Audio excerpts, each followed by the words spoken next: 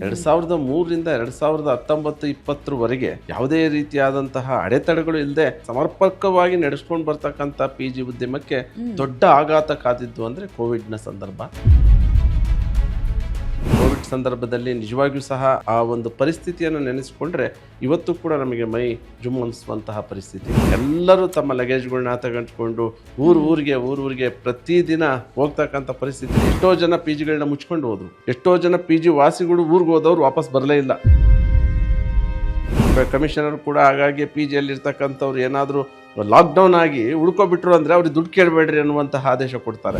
Covid ಸಂದರ್ಭದಲ್ಲಿ ಶೇಕಡ 20-25 PGಗಳು ಬಂದಾಗಿರ್ತಕ್ಕಂಥ ಉದಾಹರಣೆ. ಎಷ್ಟೋ ಜನ PG ನಾನು ಸೇಲ್ ಮಾಡ್ತಾ ಇದ್ದೀನಿ ಅಂದ್ರೆ ಎಷ್ಟೋ ಜನ ಬಾಡಿಗೆ ಕಟ್ಟಲಾರ್ದ ಥಿಂಗ್ಸ್ ಎಲ್ಲ ಬಿಟ್ಟೋಗಿರೋಂಥ ಉದಾಹರಣೆಗಳು ಕೂಡ ಇದೆ. ಮಹಾದೇವಪುರ, ವೈಟ್ ಫೀಲ್ಡ್, ಮಾನ್ಯತಾ, BTM ಈ ಭಾಗದಲ್ಲೇ ಶೇಕಡ 70% PGಗಳಿವೆ. PG ಅನ್ನುವಂಥ ಕಾನ್ಸೆಪ್ಟನ್ನು 2003ರಲ್ಲಿ ಹೇಳಿದ್ರೆ ಎಷ್ಟೋ ಜನಕ್ಕೆ ಅದನ್ನ ಎಕ್ಸ್ಪ್ಲೈನ್ ಮಾಡೋಕ್ಕೂ ಆಗ್ತಿದ್ದಿಲ್ಲ. ಏನ್ ಹಂಗಂದ್ರೆ ಅಂತ ಕೇಳ್ತಾ ಇದ್ರು. ಹೊರ ರಾಜ್ಯದಿಂದ ಬಂದವರು ಅನುಮಾನಾಸ್ಪದವಾಗಿ PGಗೆ ಬಂದು ಎಂಟ್ರಿ ಆಗ, ಯಾಕಂದ್ರೆ ಇದು ದುಡ್ಡು ಕೊಟ್ಟ ತಕ್ಷಣ ನಾವು ಸೇರಿಸ್ಕೊಬಿಡೋದಲ್ಲ. ಅವರಿಂದ ಸಮಸ್ಯೆ ಆಯಿತು ಅಂದ್ರೆ ಮಾಲೀಕರು ಕೂಡ ತೊಂದರೆಗೆ ಸಿಲುಕಬೇಕಾಗುತ್ತೆ. ಒಂದು PG ನಡೆಸ್ತಕ್ಕಂಥ ವ್ಯಕ್ತಿ ಹೌಸ್ ಕೀಪಿಂಗ್ ಆಗಿಯೂ ಕೆಲಸ ಮಾಡಬೇಕು, ಕುಕ್ ಆಗಿ ಕೆಲಸ ಮಾಡಬೇಕು, ಮ್ಯಾನೇಜರ್ ಆಗಿ ಕೆಲಸ ಮಾಡಬೇಕು, ಸೆಕ್ಯೂರಿಟಿಯಾಗಿ ಕೆಲಸ ಮಾಡಬೇಕು.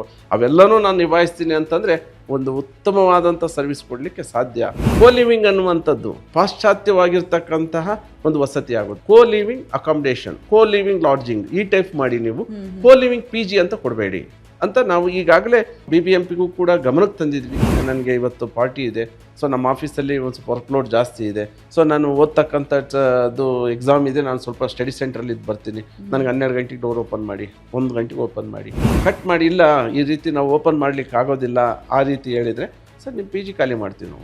ಎಷ್ಟು ಚೆನ್ನಾಗೆ ಬೇರೆ ಕಡೆ ಹೇಳ್ತಾರೆ PG ನಡೆಸ್ಬಿಟ್ಟು ಅವರು ಚೆನ್ನಾಗೆ ಅವರು ಡೆವಲಪ್ ಆಗಿದ್ದಾರೆ ಅಂತ ಹೇಳ್ತಾರಲ್ಲ, ಅದ್ರ ಹಿಂದೆ ಭಾಳ ನೋವಿದೆ. ನಾನು 23 ವರ್ಷಗಳ ಸೇವೆಯಲ್ಲಿ ಕಷ್ಟ ನಷ್ಟಗಳನ್ನ ಅನುಭವಿಸಿ ಆ ಒಂದು ಪೇಯ್ನ್ ಏನಿದೆ ಅದನ್ನು ನಾವು ಇವತ್ತು ಹೇಳಿದರೆ ನಮ್ಮ ಕಣ್ಣಲ್ಲಿ ನೀರು ಬರುತ್ತೆ.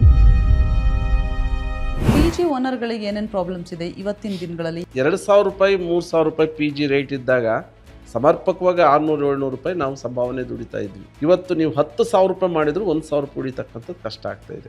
ಇತ್ತೀಚೆಗೆ ರಿವೈಸ್ ಮಾಡಿದ್ರು, ಶೇಕಡ 35% ವಾಟರ್ ಸಪ್ಲೈ ಜಾಸ್ತಿ ಮಾಡಿದ್ವಿ ನಾವು. 35% ಅದು ನಾವೇನು ಅನ್ಕೊಂಡ್ವಿ, 1,000 ರೂಪಾಯಿಗೆ 350 ರೂಪಾಯಿ ಜಾಸ್ತಿ ಆಗುತ್ತೆ.